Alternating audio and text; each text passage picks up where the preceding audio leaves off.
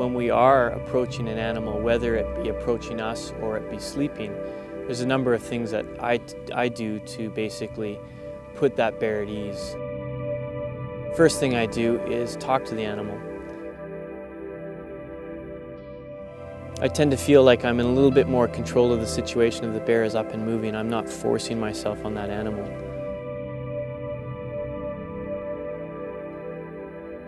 If the bear is coming in, at that point we reassess.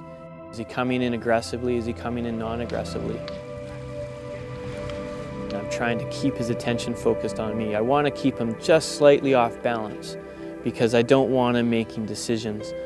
I don't want him to decide, hey, I'm going to come in here really quick. I want him to be hesitant. Ideally, if we've gone in, seen the bear, and can leave without spooking that bear off, we kind of think of that as a very successful bear stalk.